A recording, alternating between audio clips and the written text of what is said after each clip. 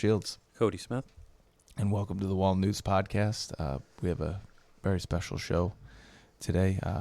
We're joined by the Ludwig family. Thank you for coming out, guys. Sure. Thanks for having us. I'd like to do a little bio of Jillian real quick. Sure. So Jillian Ludwig graduated from Wall High School in 2023 as an accomplished singer, songwriter, musician, daughter, churchgoer, cousin, friend, Beatles fanatic, and a Rayolite. Last fall, Jillian enrolled at Belmont University, where she studied music and continued writing songs and singing. In November, she was senselessly killed when a stray bullet from a housing project hit her while she was walking on a nearby track. Tonight, we are going to celebrate Jillian's life. We want this episode to be a testimony of Jillian's life, and we want to let you two know there are no time constraints, so take as much time as you want. If it takes all night, we're going to be here for Jillian. But before we talk about Jillian, let's get into your background, guys. Where did you grow up? Sure. I grew up in Seagirt. Went to Seagirt Elementary and then Manasquan High School, which is where I met Matt, who's also local, and we were classmates in Manasquan. High school sweethearts. Oh, nice. Yeah, I'm from Manasquan. You're a Manasquan guy? Mm-hmm. Do you surf, Matt? No. No. I tried a couple times. Yeah, me too. It doesn't work for me. work, Yeah, no. it doesn't work. So we're locals through and through. Yeah. Born and raised here, literally. Wanted to stay and raise our family here. How long? Yeah. A lot of family still, in town and around, close by. So. How long have you guys been married for? Oh, good question. Almost 22 years. 22 years. Yeah. God bless. 20. So that's 2002. Yep. Yeah. 2002. Very nice. Yep. So, what do you guys do career-wise? I work for the Navy as a civilian down in Lakehurst, Okay. negotiating contracts for naval aviation programs. Nice. You have to ever go to Earl? Do you have to go to Earl once in a while? No, you're just I've been Lakehurst. on there, but I don't really have to go there for work. Yeah. How long have you been doing that for? About 15 years, and before that, I did it for the Army for another 8. So it's been a long time. Well, thank you for your service. Well, civilian, but But still, Still right, service. absolutely, right. 100%. And then we're here to talk about Jillian. She was born in 2005. Yes. Yeah. Oh, no, I'm sorry. 2004. 2004. Okay. December 30th, 2004. December 30th. So right under the wire. Right under the wire, Um, right before New Year's. Yep. So I was in corporate America for a while before we had her, and then I ended up staying home with her for several years, and then had 2 boys behind her. But yeah, she came around in December of 2004, and made us parents. Yeah. What was she like as a baby? Oh gosh, she was funny. She had a sense of humor. She chuckled. Her first word was dance. So she would sit Nice. there. She loved music even as a baby, Mm. and we'd turn on her kid CDs, and she would sit there and throw her hands up in the air and dance and say dance. She walked. She talked before she could walk. So she was very contented to sit there and crawl around. But language came very easy to her. She was literally speaking in full sentences before she could walk. So she was really bright. What were the big songs when she was a kid? With Kids Bop the thing? Was that, do you remember? yeah, I think so. We had a couple different CDs with kids songs, and she loved them. They get annoying after a while. But Sure. they kept her occupied. There was no Baby Shark then. All right. No. There's a lot of Disney music though, right? Yeah. Yeah, songs. and she Yes. loved like Elmo. She loved Sesame Street. She did get into the Disney movies. She especially loved the Disney movies about animals. She was really into horses. She liked that movie Spirit. Oh, Spirit, yeah. Yeah, and The Lion King she loved. Yeah, she always had particular tastes. I mean, if you asked her what's your favorite show, what's your favorite movie, she had an answer for everything. She was very particular and like an old soul and kind of ahead of her time, really. Did she have like a top 5 for everything, or was it just one in particular? I mean, if we're talking music, she definitely had top five per genre, top 5 albums, top 5 songs, top 5 artists. So yeah, she knew what she liked. She wasn't afraid to tell you about it. Yeah. Absolutely. And then, as a child, how was she like when she got older, middle school? I always was impressed by the fact that she had this confidence about her always, not arrogance, but she was confident in what she could do and wasn't afraid to try new things or get out in front of people and do something. That always impressed me with her. That carried through, her whole life. She loved to play soccer when she was younger. She didn't end up being an athlete, but, turned more towards music. But she did love those soccer days. She played for wall soccer, and she played in school, and she even played through freshman year of high school. But middle school, she loved going to the beach. She loved being with her friends. She was very social, loved listening to music. That's when she was really doing a lot of singing at Manasquan Music and at church. She really, I think, discovered her voice at church when she joined the children's choir, and it wasn't too long before they were giving her solos, and then she was leading the masses as a cantor. So that she started with vocal lessons and such in middle school, and she also started in the school band back then, playing saxophone. Her voice is beautiful, and we're gonna play a song later. When you guys heard her the first time, it was like, oh my God, you're great, or did she have to work at it, or do you remember? She was good. It was impressive from the beginning because she was so young, and all of a sudden she's up there, singing and learning these songs, and in a church, learning songs in Latin or something. So it was always impressive. But she definitely worked with the choir director there on her vocal skills and stuff. But I mean, she definitely had talent to begin with, and it was just honing that a little bit. Give a shout out to Dawn McClinsky Dawn from church, McClinsky. who was her choir director, and she's the one who pulled us aside and said, really, you should put her in lessons. She has perfect pitch, is how she described her. And so she worked with Dawn for a long time, and then eventually joined a vocal team at Manasquan Music.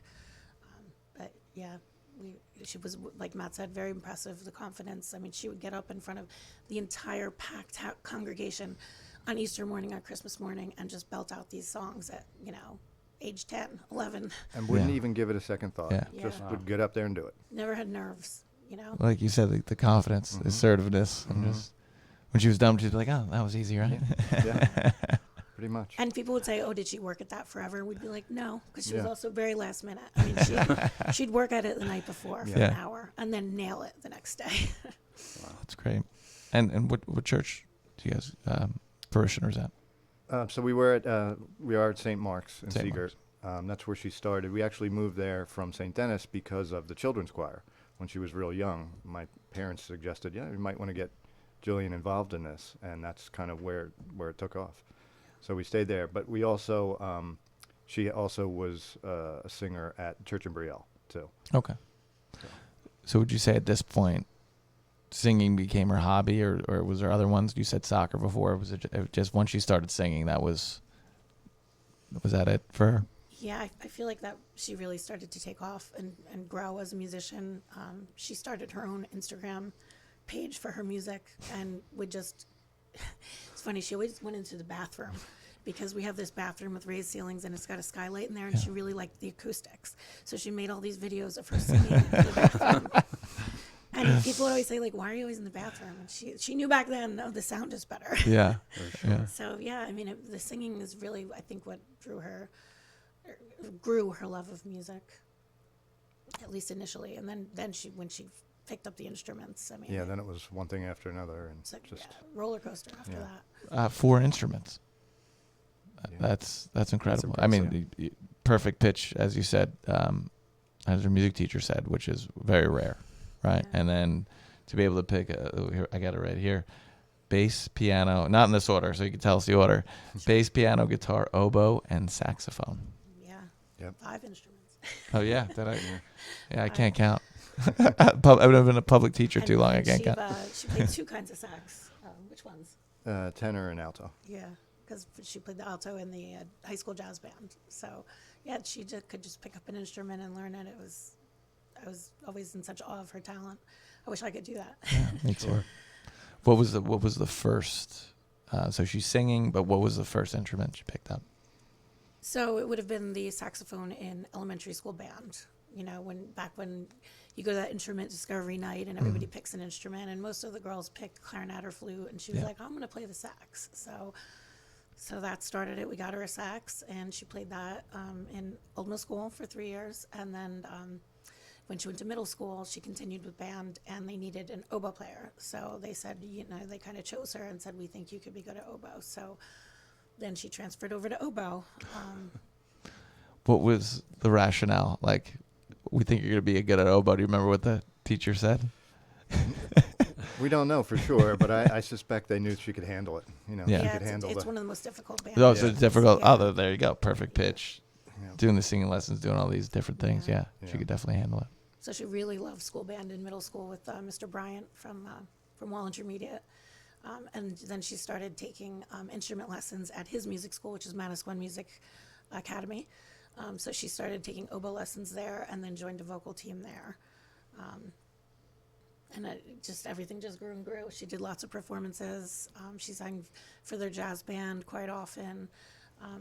Like I said, there were competitions, so we would go to like Atlantic City or North Jersey or wherever the competition was. And one year she got awarded Best Vocalist. Oh, wow. And she would win these high awards for just her voice. So it kind of picked up momentum from there. Wow. Jazz, too. I mean, that's impressive. Do you remember the jazz songs? Feeling Good was Okay. one, and what was the other one? I forget. Route 66. Route 66. Yeah, those were two that I remember. I have a video of her. And that was the first time that she actually was asked to sing jazz. She hadn't really, had much experience there.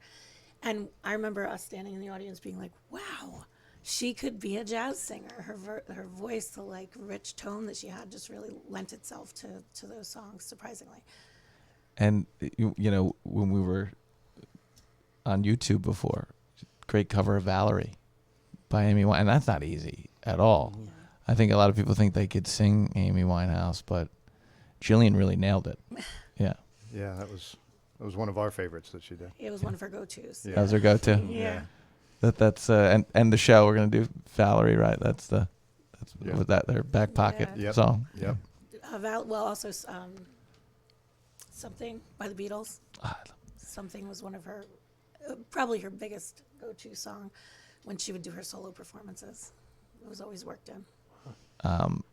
Frank Sinatra said that's one of the most beautiful love songs ever written, and it is. And her favorite Beatle was George, right? George Yeah, Harrison. absolutely. Obsessed with Yeah. George Harrison. Yeah. Yep. What was how'd that come about? Do you guys know? I don't know. I mean, she started getting into the Beatles for sure, and just kind of was drawn to George's songs, and liked a lot of his solo stuff too. And by far, that was her biggest inspiration from the Beatles. Mm-hmm. And she ended up getting a Gretsch guitar at one point, which Because is that's what he had. George Yep. played. Yep. Well, Yeah. then she had to get the bass that was just like Paul's. Yeah. Paul's bass. All right, so a little love for Paul. Yeah. Oh, definitely. Yeah, because Paul's my favorite, Yeah. but you usually get it's either Paul or John. Yeah. So it's amazing that she loved George, give George the love he deserves. Yeah. Jillian, let's just talk about a little bit about Jillian going to school. What was she like as a student? What were her favorite subjects outside of music? So in high school, she really liked psychology. Mm-hmm. She also was very good at English. I mean, she was a good writer, so she did well at that, even though she wasn't the biggest reader, unless it was a book about a band. Right. She was generally a good student in Yeah, everything, very good. very good writer. And I know you talked about that she loved playing soccer. Was there anything outside of soccer that she liked doing sport-wise? Not really any organized sports, but I mean, we like to ski as a family, so she's a snow skier. We Where do you spent guys a go? lot of sometimes Vermont, sometimes Vermont, just yeah. the Poconos. It depends on how much time we have. How much snow's on the ground? yeah. Exactly, yeah. So we she did ski. So we spent a lot of time in the water in the summers. So swimming or kayaking. We like to paddle over to the island in the middle of the inlet. Okay. There you go. We call it Pops Island because my dad would always take the kids there. Oh, And, nice. Yes. Yeah. To this day, we call it Pops Island. So, yeah, that's about it. She did a little running. She did cross country in middle school. But really, once she really dove into music, that was it for sports for her. Yeah. Yeah. Let's talk about the lake house a little bit. How long was she a student there for, and how did that come about? We had looked at that as an option to give her a little bit more opportunities to join a band and play out gigs with them and stuff. So we talked to the owner, who was the father of his son was on our son's baseball team. So we kind of forged that connection there and checked out Lake House. It was really a nice facility, lots of opportunity for her to play and learn. So she was there about 2 years as a... What, did she start in 8th grade? I don't remember. But she was there for a couple years. She was there for, I think, more than that. Yeah. I'm guessing about 3 years she Yeah. was there. Yeah. And she had a lot of great opportunity, great instructors, and played out a bunch of places with her band. So she loved it there. That was her home away from home. You know? Do they, with the Lake House, do they put you in bands, or do you find your bandmates? I always wanted to know that. It's a little bit of both. Yeah. They'll suggest a band and see how it meshes. And you can always switch it up, or they'll trade a member or something until you find a group that really works well together. So the first band that she was in was Arcadia, and she was a guitar player and the lead singer, and she loved it. And as if she didn't have enough on her plate between school band and Lake House band and her job and everything she was doing, there was another band there who she thought they were great and they were friendly. They needed a bass player, and they saw her carrying a bass one day, and they literally approached her in the street and said, "You play bass?" Was it Paul's bass? The Paul's bass? You know, Did you see that? It may have been. I think at the time it was just her red bass, but anyway, so she was kind of invited by another band, Good Morning Beautiful, which she ultimately joined. So that's how she ended up in 2 bands there. That's a cool name. Good Morning Beautiful. And then Arcadia. I know there's an Arcade Fire. Arcadia. Why is it? I should probably know this as a history teacher at Arcadia. So I think they thought Ancient Sumerians, maybe? I don't know. I think it has That's like Akkadians a now. Latin Yeah. base. I think it means like heaven or something Okay. like that. Paradise, I think. Okay. So they just thought of it. Their original name was thrown together, but they didn't love that, so they collectively changed their name. One thing we didn't touch on, we got to Lake House, but guitar, piano, bass, she picked those up on her own during Wow. the COVID shutdown.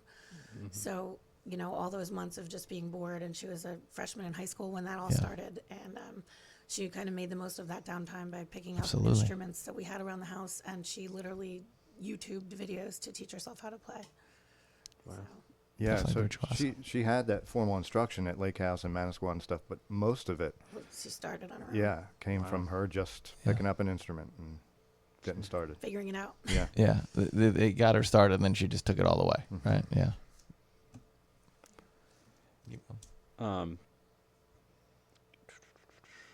What you said she was in 3 bands, right? Oh, yeah. So what's the what third was there? the third one? Third band is Kevin Kramer was one of her bandmates in Good Morning Beautiful. Okay. And he started his own thing, his own band. So it's, Kevin Kramer Band. And he needed a bass player, so he brought her over with him. And he's really been taking off, doing really well. He's written a bunch of songs. And they did some pretty exciting gigs together, in around Asbury, but also in New York City. They did a couple gigs there. And so that's how she ended up with all 3. Okay. Kevin's band was kind of outside of Lake House, so Yeah. it was just making music together and getting paid gigs and stuff. So it was exciting for her. She loved Yeah. that because, some of these things people would come up to her and say like, "Oh, you're a bass player? You want to play with us one time?" And she's like, "I'm 17 and live in New Jersey. So I can't come to Manhattan every day." Yes. Wow. Yeah.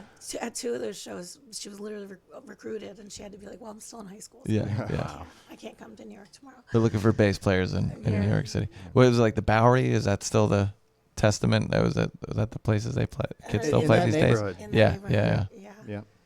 Yeah. She had a lot of fun in all of her bands and just loved it.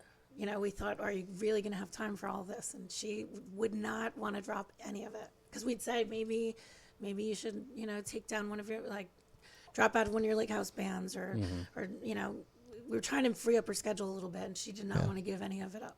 So, Yeah, on top of going to school full time too. right, I mean, right. And senior year was yeah. tough because it was all the college applications and Right. the SATs and the scholarship applications, and it was a tough year because of her demanding schedule and Sure. just all the big decisions and the big applications and the big tests and such. Did she take any music classes in Wall High School? I know I took beginning guitar. I wasn't very good, but Mr. Hollander Hollander taught was- that, yeah. and they're still there. Did she have any of them? Yeah, I mean, she was in the marching band Okay. I mean, the concert band, and then also the marching band. So yeah, she took music every day. Jazz Well, band. Jazz band. Nice. And you know, you said it was a very busy year. She's all these bands, and then on top of that, she starts her own little non-for-profit Play It Forward, right? Yeah. Can you tell our audience about that? Sure. So she was just kind of trying to think of a way that she could start her own service project, kind of utilizing her interests and her talents. And so the idea was born, to play her music just solo. She would set up her own amp and bring her guitar, and she thought if I could entertain people and put out a tip jar, I could just donate all my tips back. So she put the word out. She contacted like tons of local establishments and said, I'll play my music, and any donation that you give or any tips I receive, I'll donate 100% of it back to, selected musical charities. And she did do her research and picked a few charities that she loved. One of them was local Asbury Park Music Foundation. And then two others she chose were national that supported, kids who needed instruments, or one of them supported struggling artists like facing, homelessness or addiction or things like that. So she did the research, she chose, and she was really well received. She was able to give hundreds of dollars to these That's amazing. organizations. That's awesome. Especially for a high schooler, like be like, hey, I'll give 50%, right? Like that, even that would be amazing. Yeah, She gave sure. 100%. Yeah.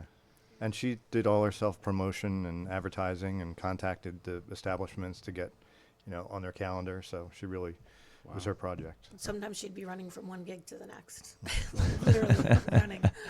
Definitely a full dance card. Yeah. What you said before, she had her lists for bands. What were her favorite bands?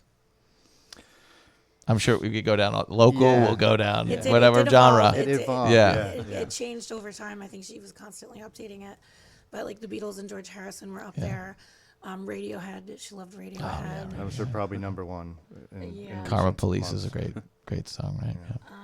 And then she, like, her tastes were all over the map. Like, she Yeah. also loved Foo Fighters and Smashing Pumpkins and Lana Del Rey and, so many. Who else? She loved Eric Clapton. She loved John Mayer. So she had her... I'm going to mess this up. She called it the Holy Trinity of Oh, there's Holy guitar Trinity. players. Okay, let's hear it. Wow. And I don't remember exactly. I know it was John Mayer. I'm pretty sure it was Jimi Hendrix, and Okay. then maybe George was the third. Okay, I like that Holy Trinity. But I'm pretty sure she has this written down somewhere, and I have to confirm that. I know John Mayer was on there. She Yeah. loved John Mayer. for his guitar. I get it. I mean, so we grew up when John Mayer was doing all these bubblegum pop songs, and then you hear his live albums, and you're like, this guy's holding back. Mm-hmm. Yeah. So she probably definitely saw that part about Yeah. him. He's just crazy We guitarist. saw him live with her a few times, and she Yeah. would just be amazed at his guitar playing. Yeah. She just really always heard the guitar. See, I'd never seen him, so he really lets Yeah. loose. Yeah. And Wow. In Yeah. fact, whenever she would want to hear a John Mayer song, it had to be the live version. Yeah. Yeah. I don't blame her. And whenever we went to a show, she had to get in the very front row so she could see the instruments. Yeah. It's crazy. And in her younger See days, the hands on the fretboard. And Yeah. yeah. and in her younger days, she loved more popular musicians like Harry Styles, Shawn Mendes. Was like when she was in middle school, she loved them. But I mean, all over the map. Funk. Yeah. She loved funk. I like Harry Styles. His first album was good. It had like a Paul McCartney vibe to it. Yeah. Oh, he's Yeah. really. I had to go see him a few times with her too. But Yeah. He's very good. Always a fun show. Really good entertainer. And then also you're saying when she was in school, they had the wax museums, and she would dress as. Yeah, so what was it, 5th grade, 4th grade? Third grade. 3rd grade. Yeah, they had to choose a historical figure for the Wax Museum to dress up like and tell their story. And she chose Elvis Presley. which was a little unique for a 9-year-old girl to choose. But Yeah. Yeah. And she did the wig, Elvis the list. outfit, the guitar. Now, which Elvis was she? Was she like 70s Elvis or 50s Elvis or even 1960s Elvis? Was it the white jumpsuit Elvis? Or, it wasn't okay, that. okay. No, it wasn't. That was an earlier version. Yeah, she was an earlier version, for sure. And then I'm sure everybody else was probably like Taylor Swift. And, Yeah, all the pop culture icons. Oh yeah. Yeah. But yeah, that again showing her, she definitely had a unique sense about her, a unique, things that she liked. It was not mainstream. Yeah. Often. When And did, an old soul. and an old soul. Old soul. Fleetwood Mac. I mean, like Oh, just Fleetwood old, Mac, old 70s. And I mean, it's hard to even think of all but she did leave us with her library of Spotify lists, many, many playlists. So we look forward to going through all that. Absolutely. Beach Boys, she loved. Pet That's Sounds. another good band. Pet Sounds is a great album. She covered all decades and genres. Yeah. Uh, Very good taste. We've learned a lot about music from her. Like been introduced to artists that we never knew of and stuff, old stuff that from when we were little that we never appreciated as much until she brought it back out for us. Wow. Yeah. So, you were saying there was times where she would go in the bathroom and record. She liked the acoustics. When did you realize that she was writing songs? So writing was really personal to her. We didn't really Yeah. know that she even was. In recent times, she would play me tidbits of like the music piece, but she was very private about her lyrics.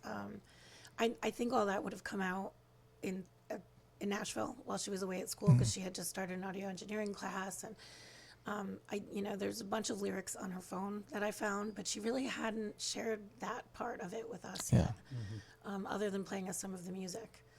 So I feel like she had a whole library in her head, but unfortunately we didn't get to hear most of it. Yeah, she was reluctant to play or sing anything like that until it was ready.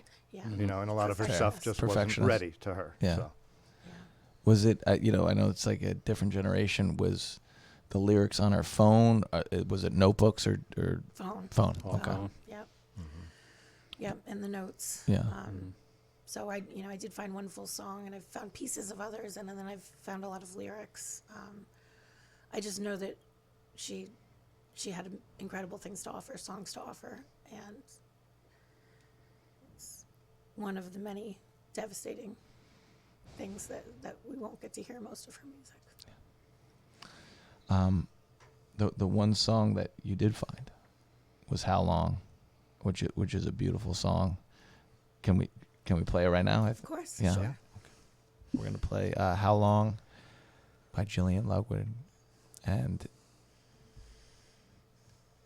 this is a song you found on her phone, Yes. and her bandmates took it and. Yeah, so it was just a voice memo on her phone. It was just very raw, just her playing the guitar and her singing. But it was complete. I mean, from beginning to end, she recorded the whole thing. The sound wasn't great because it was just a voice memo, but we brought it to John Liedersdorf at Lake House, and, he, along with some of her bandmates and, the producers and recording artists at Lake House Studios, they brought it into the studio and they kind of finished it for her and made like a full production out of it. They surprised us with it and presented it to us right before Christmas, and along with a music video which they completely compiled because they had so much footage of her from all the gigs. Yeah. So it was a real gift. And we do also have just the acoustic version of as I found it on her phone, but what you're going to play now is like the full recorded production. With her bandmates. Yes, Yeah. so They came in. a lot of the musicians that she had played with in her bands, supported with background vocals and drums and the guitar parts and such. Which makes it that much Yeah. more special too. And her teacher, one of her teachers, was the producer, Rob. So it was just, what a gift, We're gonna play it right now. Here's Jillian Ludwig, "How Long."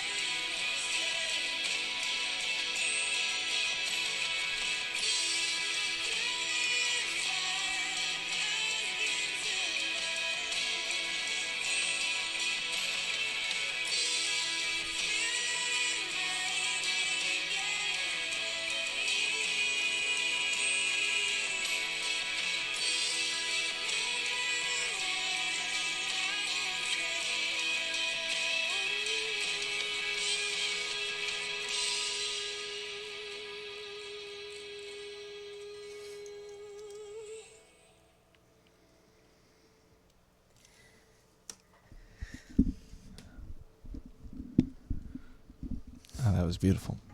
Thank you for sharing that with us, guys. I'm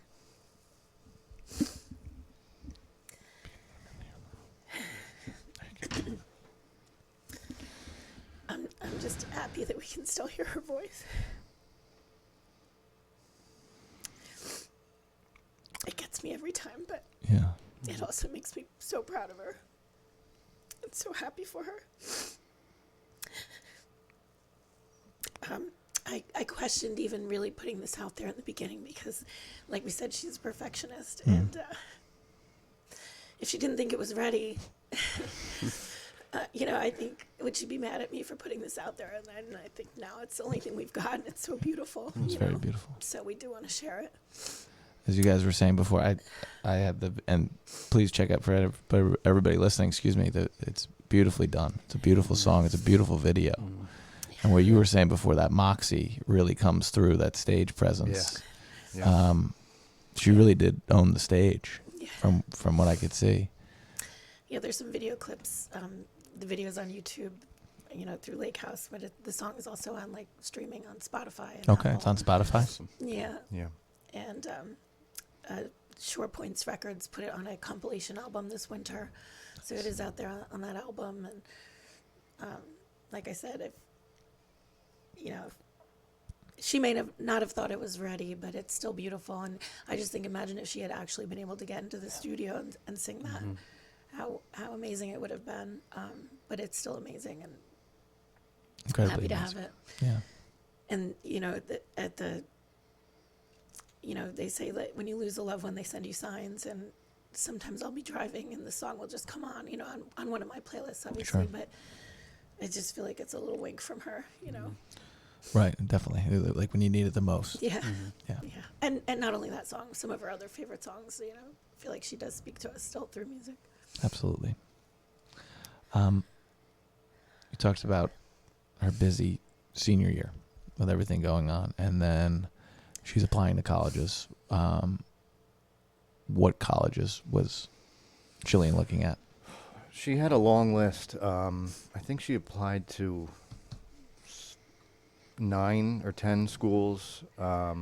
She looked at University of South Carolina, University of Miami, Hofstra, Drexel, Belmont. She was kind of focusing on schools that had a music program, but she wasn't planning to be a music major. She wanted to be involved in music, in the industry, and then kind of narrowed it down to schools that had programs like that, like a music business or music industry program. Well, in fact, when we discovered that even existed, Yeah. it was just reading about it. It was so perfect for her because she got to stay in her wheelhouse and be creative and kind of learn the industry. And there's several things that you can do with that. Like you can go into the audio engineering route or production or management or copyright law even. There's just a lot of diversity. But you're still in your creative zone. You're doing studying the subject that you love, but you would come out with like a career, as opposed to possibly being a starving artist. I mean, believe me, she would have been happy to have her own music take off in the interim as well. But anyway, there was only a handful of schools that even offered this. So some of the ones that Matt already mentioned, they did offer this program. So then it became a matter of kind of touring around and determining which ones that she liked and which ones she didn't. Some she X'd off right on. Like I said, she was opinionated. Yeah. So Yeah. visiting these campuses, sometimes she'd know right off the be bat. like, So nope, you not knew happening. just by her, the way she looked Yeah. at it, probably, right? Yeah, and some were beautiful schools and campuses, like Elon in North Carolina has this program, but there's not really a big town or a city nearby. So, she definitely wanted to be in a place that had live music, Yeah. so that she could see it, but also play it. Yeah. Yeah, she wanted that opportunity to gig eventually, Yeah, near her school. So. right. Right. So in the end, it boiled down to, and it's funny, we kind of talked her into checking out Nashville because of all her genres that she liked, country was not on the list. So she was afraid of, moving into country music, the capital of country music. Yeah. And, but we went down there and the campus at Belmont was just so beautiful. And just the vibe that we got there walking around, the students it's, it's a school that offers everything. It's not just a music school, but there's a lot of musicians there. And it just looked like, oh my gosh, these are your people. They just kind of looked like her, and everyone's They look carrying like a they're guitar. about the gig, right? They're Yeah. like, oh, Yes, everybody's looking yeah. like they're Got about to their go to a guitar gig. over their more shoulder. common. Yeah. Yeah, We're more- gigging. More Yeah. common to carry a guitar than a backpack, like it was just, the feeling we got there was just like, wow, you would really fit in here, you would belong. She also really liked the program at Drexel in Philadelphia. So in the end, and she liked South Carolina. In the end, it came down to those three. And then ultimately, just to be in more of a city with more live music, it came down to either Nashville or Philadelphia. And the kicker is we thought that she would be safer in Nashville because there was a real crime problem going on in Philadelphia. And that's going to be, the hardest parts to tackle on the show right now. But before we get there, she decides on Belmont. And then you guys dropped her off in August? Yeah. Yeah. And then you were down there for some time? We were down there for a couple days for move-in. Yep. Okay. In August. And we had visited 6 months prior Yeah. to tour the campus. With her. Yeah. And then you said you went down there again for somebody's birthday and then got to see her. Yeah, I went. Matt actually couldn't because of work, but I went with my mother. So I brought her grandmother over Parents' Weekend, which was early September. It was very close to move in, which I was surprised by. But we went back for that, and then we had a friend's 50th birthday planned down there with a big group over Halloween weekend. So that was another chance that we got to see her and visit her and take her out to eat and. She was very busy with Halloween plans, though. So Oh, she yes. had to schedule us in that weekend. Particular weekend, she said, "Mom, it's Halloween weekend." She called it. Halloween It's Halloween weekend. weekend. So I can hang out with you guys during the day, but I have plans at night. So What Yeah. kind of feedback did she give back about her experience at school while she Yeah. was going there? She loved it. So we think she was maybe a little apprehensive still about going to Nashville, the whole country thing, a little bit apprehensive about being so far from home, and she has a boyfriend back at home too. So it was an adjustment period. But within a couple weeks, I think we could tell she loved it, and she was having so much fun. She met so many great friends. She loved the scene and the music, and she was thriving there. they would almost go see live music every night. And she just found that, like I said, even our impression when we went there about the people, she found the best people, and she had this immediate circle of friends. She completely hit it off with her roommate, who's actually from up here. Her name is Liv, and she's from outside of Pittsburgh. But they became like soul sisters right away, and she was really thriving. We could tell by the pictures that she was posting, and she just loved being in the South. She thought people were so friendly. Actually, that was one of her last Snapchats was, I don't know how I'm going to move back home because the people down here are just so nice. And it was very hot down there, because it was in the summer certainly, and then even through November it was still pretty hot. And they would take trips to a nearby lake and go swimming in the lake. And like I said, they did a lot. The party scene down there, it's not like a Greek school. It's not like your traditional frat parties, but the parties were house shows, she'd call them. So there would just be House people, shows. house Okay. shows, just musicians gathering together and putting on a concert. Oh, that's great. So that was the social scene, and what could be It better was for totally her than fitting that? to her. Yeah.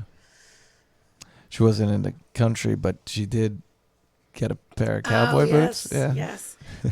Just in our trips down there, there's boot stores everywhere, and we said, "Oh, you're going to get boots before you know it." And she said, "No way, I'm never going to get boots." And it was like maybe 3 weeks in, and she showed me, texted me a picture of her wearing these like rock star bright red cowboy boots. Oh yeah. So she definitely embraced it, and I think she would have dipped her toes Come in a around a little bit little more of bit. the Yeah, country yeah, scene. maybe. Yeah, maybe it's Chris Stapleton or Yeah. Yeah. something that's a little more rock Yeah. than country, Yeah. right? She was loving it. She was thriving. She was also a homebody in that she couldn't wait to come home for Christmas and Thanksgiving, but she did not regret her decision at all. In fact, I have a text from her that said, "I'm so glad I chose it here. I love it." Wow. So she loved her classes. She loved her professors. She was just really just fully ensconced. Everything, the stress of senior year and the applications and the SATs and the jobs and the bands and that was a stressful year. And then you finally, like, everything just kind of fell into place. And it was like, you know, she's where she's meant to be. She's happy. She's, you know, all that stress is behind. Now you can have some fun, you know. So it was, we were very happy about that. Yeah, and she had met some new friends to start a new band with, so they were already practicing and gearing up for gigs, and you know, she just was in her element and on all fronts. Her boyfriend had come to visit a couple times. They had a camping trip planned. I mean, she just was really making the most of it. Is he a musician too? Yeah, he's a drummer. Drummer? His name is Thomas. He's from here. They met in high school. He lives right around the corner from us.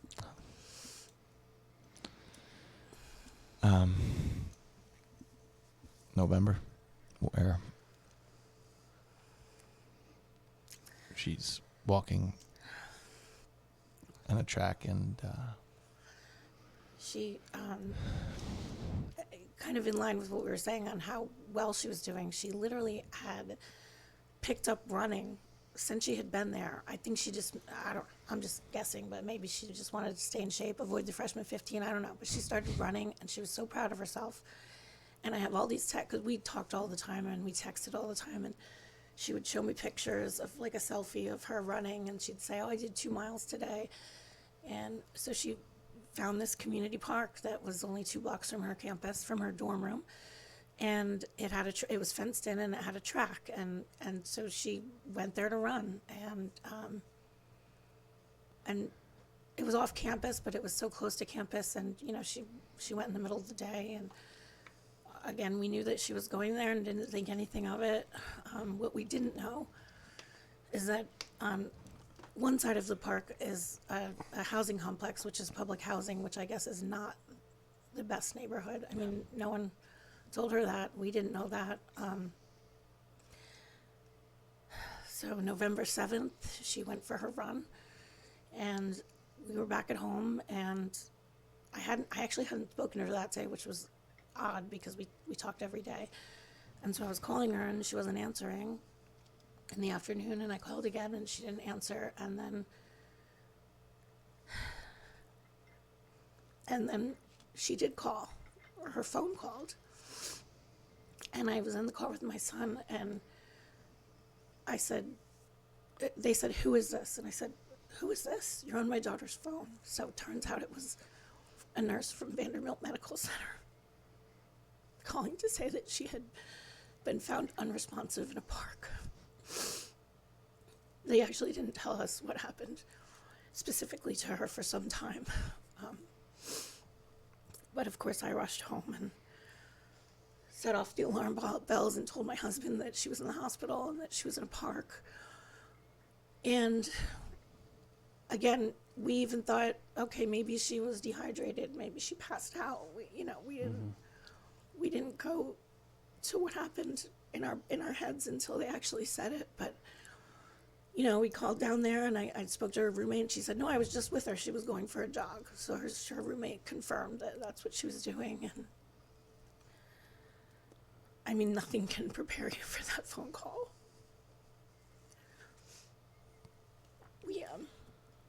We basically hopped in the car and went to the airport. We knew that she was intubated and that she was in surgery. And on the way to the airport, they told us that she had been shot.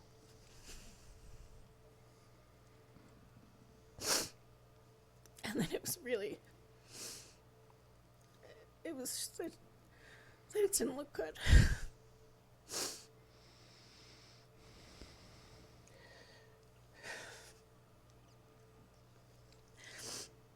I mean, talk about your worst nightmare.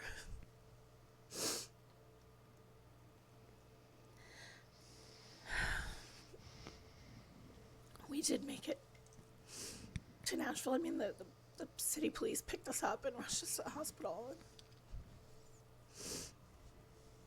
we got to see her, but We got to be with her, but they said it was not survivable. this is all on the same day. Yeah.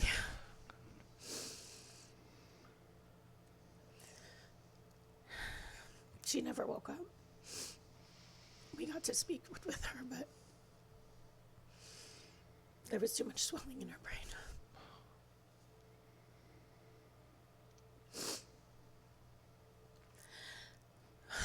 The next day we had more family come down. Her boyfriend flew down. So in the end, she did have a crew of people there beside her.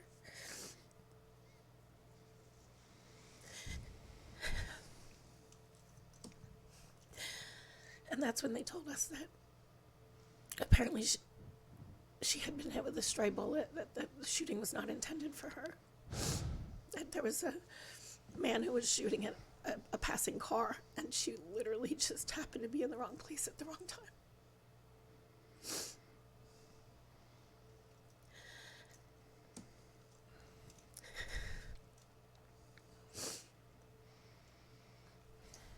And just take a minute here. Maybe be the part where we say a quick prayer for Jillian. So.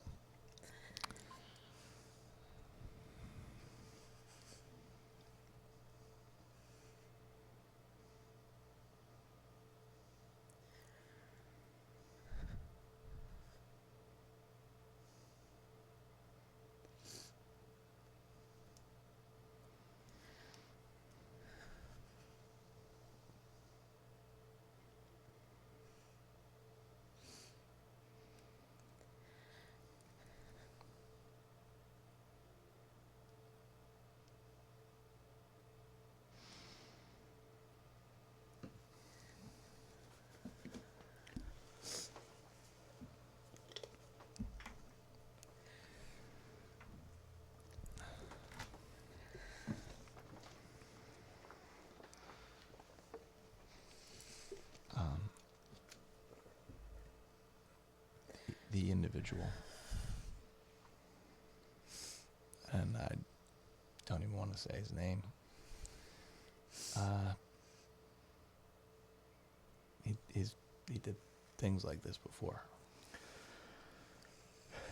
Yeah. So in the days after this, we kind of were just so focused on her, obviously. But as news and information came out about his the circumstances of that day and his history and his extensive criminal history, it just became we were incredulous that he could be out there able to do that. And while it wasn't intentional, he should have never been on the street being able to do that. And that became extremely frustrating to us, to put it lightly. Mm-hmm. So that added a whole nother dimension to grieving, for Jill. And now we have to deal with this reality. He had been in trouble earlier that year for shooting at a woman and her children, in addition to prior burglaries, carjackings, other shootings. He shot a teenager in the chest. He shot at a woman, causing her to miscarry. I mean, this man, Shaquille Taylor, is a career criminal and a bad guy, and he had just earlier that year been deemed incompetent to stand trial for shooting at the woman with her children. And there's a loophole in Tennessee law which enabled him to just, when they deemed him incompetent, they dismissed the case and let him go and just put him right back on the streets, where of course he would offend again given his history. And there was even like some public outcry. The district attorney, Glenn Funk, said in a statement on the news, if we don't fix this, somebody's going to get killed. And Jillian was shot 11 days later. So it was completely foreseeable, and he just shouldn't have been out. We don't believe he's incompetent. I mean, this man can manage himself in all other respects of his life. He has a job, he drives a car, he has an apartment. I mean, it's really unfair. Firing guns at people is a voluntary motion. If you're incompetent, essentially you can't. You have to be confident to load a weapon, point it. Yeah. I mean, it's a lot goes into it. And then to get rid of it. He after- disposed of the murder And he weapon. disposed of it. Right. That's competency right there. So it just shows how flawed the his interactions with the court system for his previous crimes. I mean, he's been let off the hook way too many times, and literally, my daughter had to lose her life.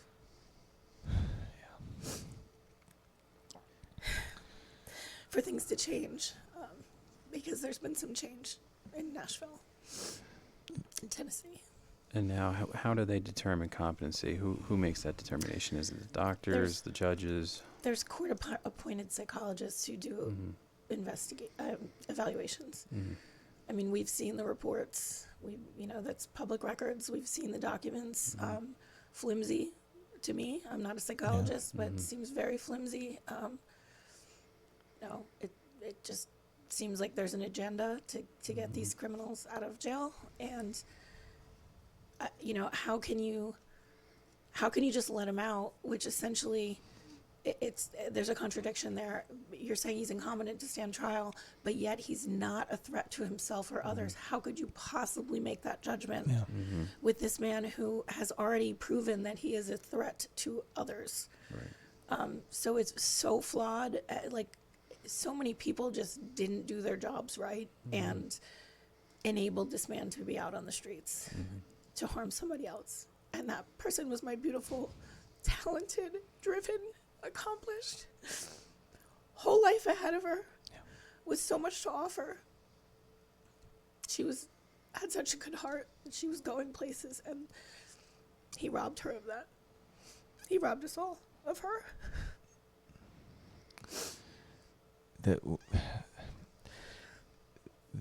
And I just want the incompetency. When we did our research, they said because he had pneumonia when he was 8, and you were saying, Jessica, flimsy. And 2 court-appointed psychiatrists have to sign off on that, and that sounds very, very flimsy. That you're going to blame pneumonia, 16, 18 years ago on the reason that this guy cost your daughter her life. And now for her crime, they're digging in and saying that he's still incompetent. So the district attorney's office is trying to fight that to get a competency hearing in place over the next couple months to hopefully fight that recommendation so that he will go to trial. To kind of discredit the doctors and their evaluations and say that this man is competent. Absolutely. Cannot go on hurting people. I mean,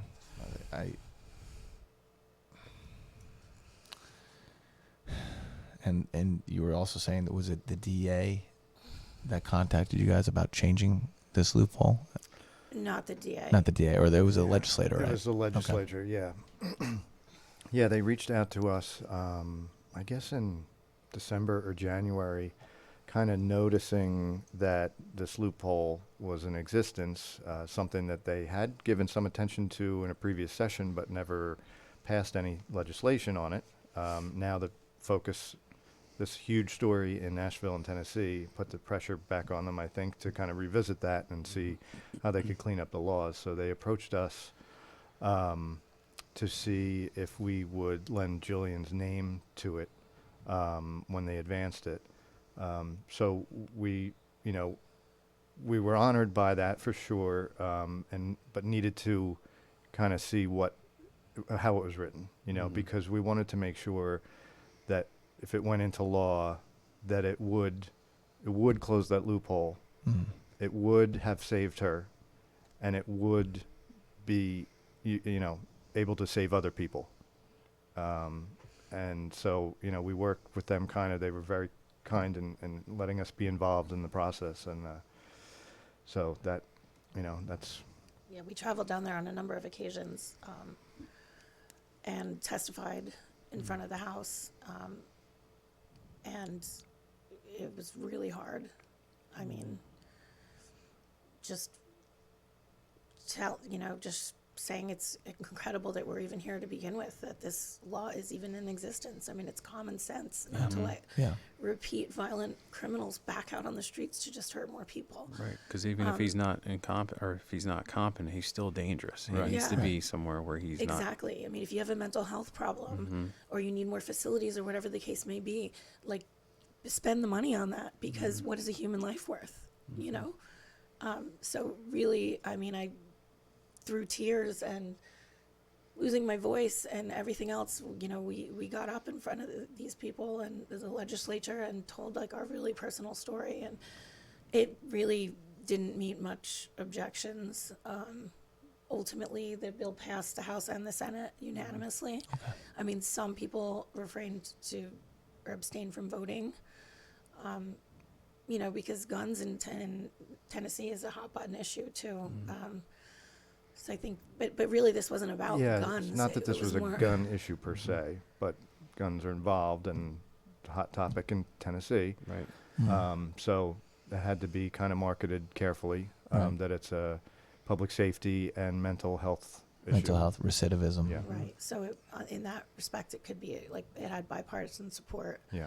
And it was just insane, the world that we were thrust into down there. This came on the heels of the Covenant School shooting.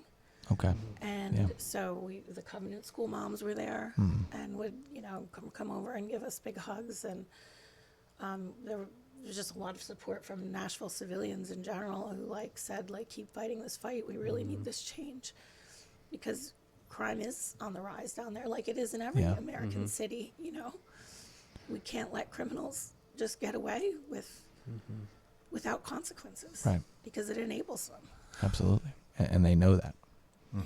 And it's just a shame, and I think you mentioned it before, that people are more concerned about image than they are with putting criminals behind bars. And it's just unfathomable what could happen. And some people were really concerned about, like, well, about the criminals' rights, about how are they going to get the mental health they need? How are they going to? And I get it. I get that that's a concern. But I mean, I couldn't help myself but sit there and think, like, you're showing this oversensitivity to these violent criminals. Where's the sensitivity? Where's the concern for my daughter? Right. Innocent. She went for a jog in the middle of the afternoon on a sunny day and lost everything.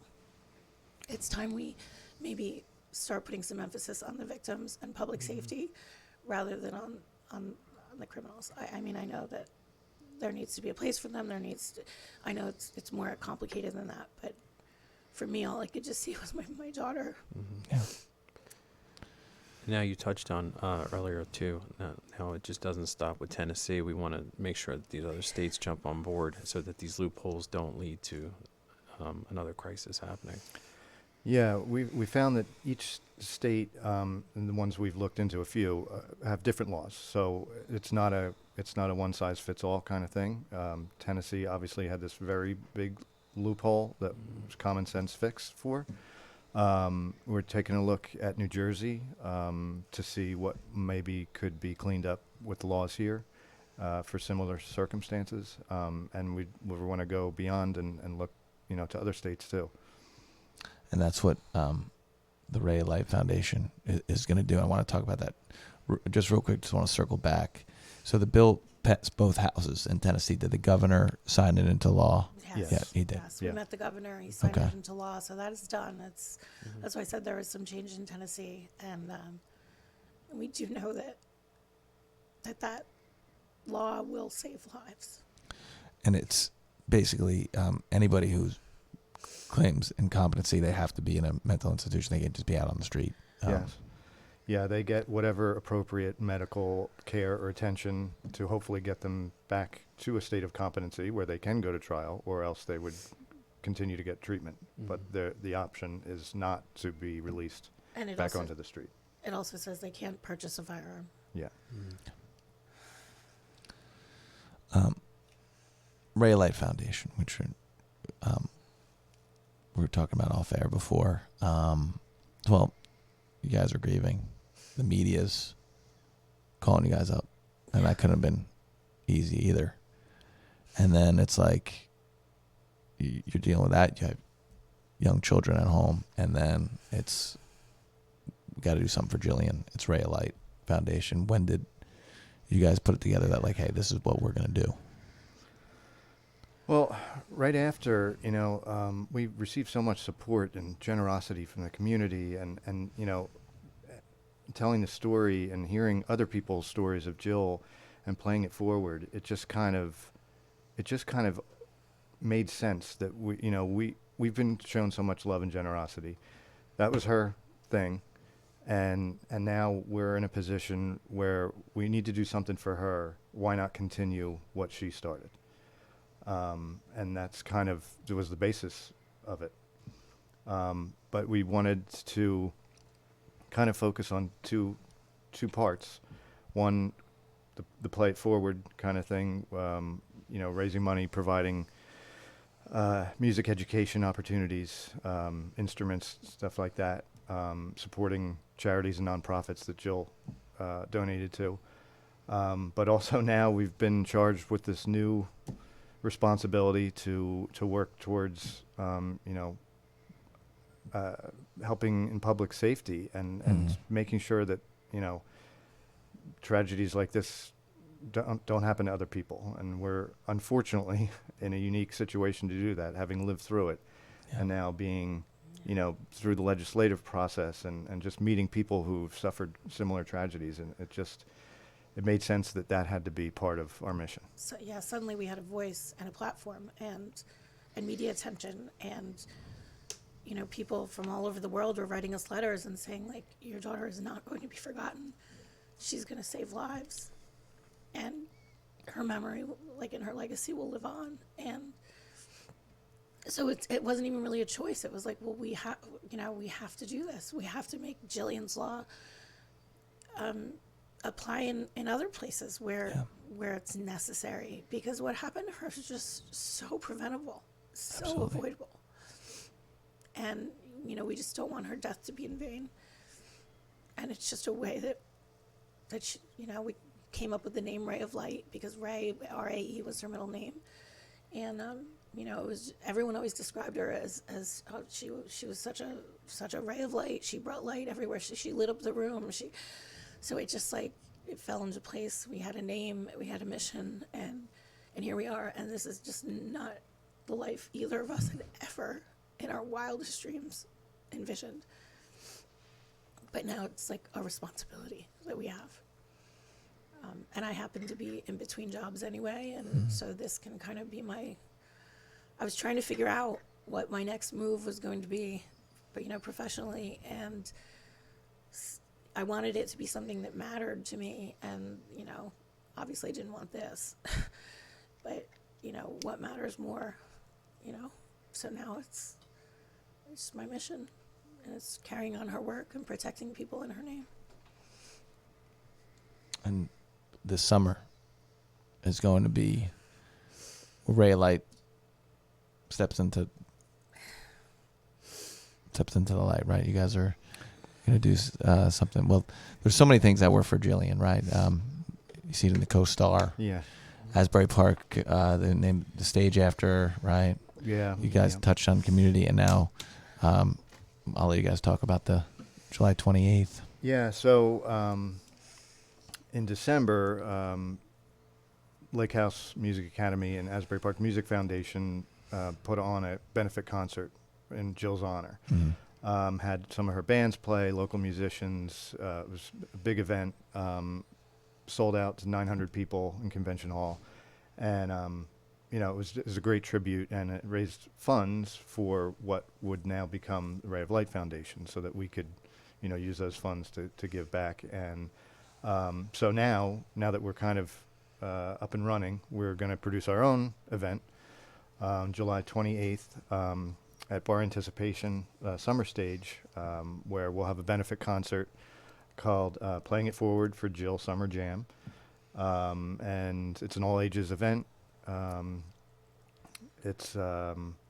We'll have bands and food trucks, and we'll have our presence there as Ray of Light. People can learn more about us. And there's also in the morning a golf outing. Okay. Too, a separate event, but all proceeds go to Ray of Light Foundation. And it's $25, right? Yes. And one of the bands I can mention, Indigo Sky, Right. they're Yep. going to be there. Right. They're going to be our opener. Jill had played several gigs with them, in the Asbury scene, and she, liked them as a group and as musicians and as people, and they wanted to do something. They reached out, and so anyway, they're going to be the opener. Our headliner, unfortunately, I can't announce yet. Okay. They have a conflict with, some other shows that they're doing this summer, so stay tuned on that. But they're one of Jill's favorites. Okay. So. Yeah, All right. and they will Context not clues. disappoint. Mm-hmm. So yeah, we might have one or two openers, and then the headliner. We'll let you know in the near future, but can't say that just yet. But Yeah, we do promise there'll be great live music. Hopefully the sun will be shining. We'll be outdoors. We'll be together. We can celebrate Jill, and raise some money to give back like she did. Absolutely. And the website's up too, right? Yes, we're at rayoflight.org, and just keep in mind that's RAE of light. RA for Jillian. We have one final question, and we just want to thank you guys for coming today and Sure. keeping Jillian's memory alive. I know that it was probably very difficult. Our last question is, what do you want, for those of us who didn't know Jillian, what do you want the Wall community to know about your daughter going forward?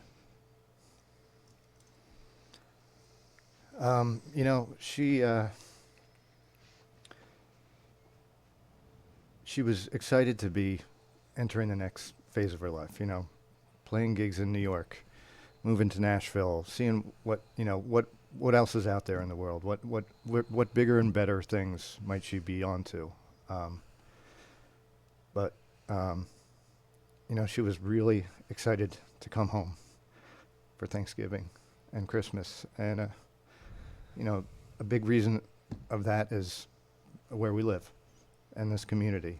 And, her friends, her family, her schoolmates, just this life that she had grown up here meant so much to her. Despite, maybe moving on to bigger and better things, she was really looking forward to coming home. That was actually the last line of a journal entry that she had Yeah. written the night before. Was just that she was loving her life, but she was so excited to literally, the last two words in all caps, come home. So we just want to tell the Well community that,